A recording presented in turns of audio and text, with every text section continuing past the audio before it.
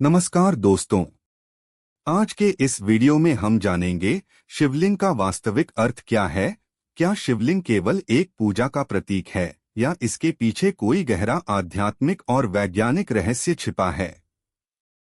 शिवलिंग का वास्तविक अर्थ क्या है? शिवलिंग या प्रदर्शित करता है वह किसका प्रतीक है? कि इन सभी तथ्यों को आज हम आपके समक्ष रखेंगे। लोगों ने जो भ्रांति समाज में शिवलिंग के प्रति फैला रखी है उसे दूर करना अति आवश्यक है। कुछ लोगों ने शिवलिंग का इतना गलत अर्थ बता रखा है कि हम उसकी व्याख्या करना भी पाप समझते हैं और महादेव का अपमान समझते हैं। कि इस प्रस्तुति द्वारा आप शिवलिंग का संपूर्ण अर्थ जानेंगे। कृपया वीडियो को शेयर करें ताकि लोगों के मन से यह भ्रांति दूर हो सके और चैनल को सब्सक्राइब अवश्य करें। और कि शिवलिंग एक संस्कृत शब्द है। यहाँ लिंग का अर्थ है प्रति, यानी शिवलिंग का अर्थ है शिव का प्रति। शिवलिंग को हम शिव का स्वरूप मान उनकी पूजा करते हैं। कि संस्कृत भाषा में इस प्रकार पुल्लिंग का अर्थ पुरुष का प्रतीक और स्त्रीलिंग का अर्थ अत्रि का प्रतीक होता है, उसी प्रकार शिवलिंग का अर्थ शिव का प्रतीक है।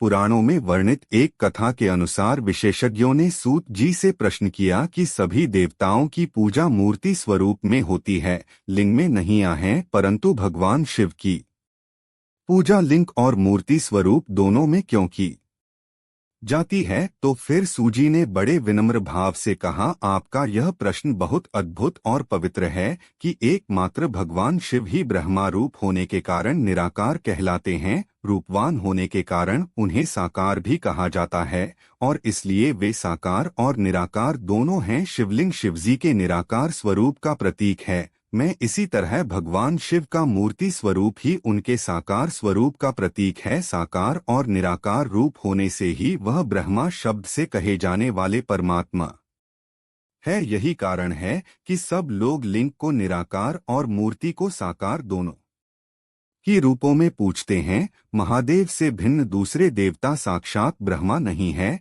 इसलिए कहीं भी उनके लिए निराकार लिंग उपलब्ध नहीं होता। कि शिवलिंग एक ऐसी आकृति है जिसमें संपूर्ण ब्रह्मांड व्याप्त है। कि आपने शिवलिंग को अलग अलग आकारों में देखा होगा, जिनमें से कुछ शिवलिंग मनुष्य द्वारा बनाए गए हैं और कुछ शिवलिंग भगवान द्वारा स्वयंभू प्राकट्य हैं। परंतु अगर हम प्रमुख 12 ज्योतिर्लिंग के संदर्भ में चर्चा करें तो उन सभी का आकार एक दूसरे से भिन्न है। ऐसा इसलिए है क्योंकि अलग अलग उद्देश्यों को प्राप्त करने के लिए अलग अलग शिवलिंग बनाए गए हैं। कुछ शिवलिंगों को स्वास्थ्य के लिए बनाया गया है, कुछ को विवाह के लिए व कुछ को ध्यान साधना के लिए स्थापित किया गया है। इन सभी निराकार रूप भी भगवान शिव के प्रति इन लिंगों में एक समानता अवश्य है कि इनकी बनावट अंडे के आकार की है जो वस्तुत है ब्रह्मांड की आकृति भी है। शिवलिंग स्त्री या पुरुष का प्रतीक न होकर संपूर्ण ब्रह्मांड के शून्य निराकार का प्रतीक है। इन्हें किसी एक शैली में बांधकर नहीं रखा जा सकता, क्योंकि यह स्वयं एक श्रेणी है, एक प्रतीक है। कि अगर आप वैज्ञानिकों द्वारा लिए गए अंतरिक्ष के चित्र को देखते हैं तो आप पाएंगे कि पुराणों के अनुसार संपूर्ण आकाश स्वयं एक लिंग है और शिवलिंग समस्त ब्रह्मांड की एक पूरी है। कि शिवलिंग अनंत है। कि शिवलिंग का ना तो आरंभ है और ना ही अनंत। ब्रह्मांड में दो ही वस्तुएं हैं, ऊर्जा और पदार्थ। हमारा शरीर पदार्थ से निर्मित है और आत्मा ऊर्जा है।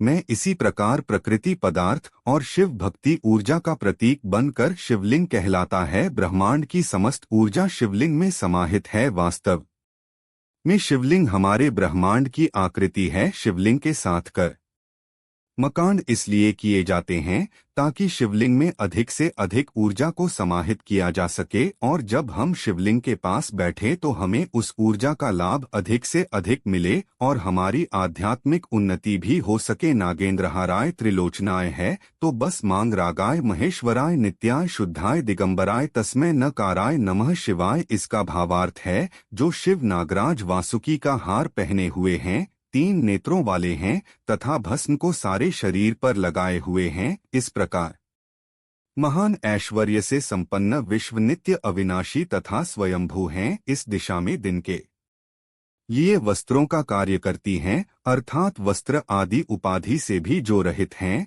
ऐसे निर्भय सिंह उस निराकार स्वरूप शिव को हम नमस्कार करते हैं कि हमारा उद्देश्य केवल आपके ज्ञान में वृद्धि करना व धर्म के प्रति आपकी जिज्ञासा को बढ़ाना है। अगर हमसे कोई त्रुटि रह गई हो तो हमें क्षमा करें। अब हमारी बैंक एक और नई ज्ञानवर्धक प्रस्तुति के साथ होगी। आज के लिए केवल इतना ही। आ जाने से पूर्व वीडियो को लाइक करें, वह चैनल को सब्सक्राइब अवश्य करें।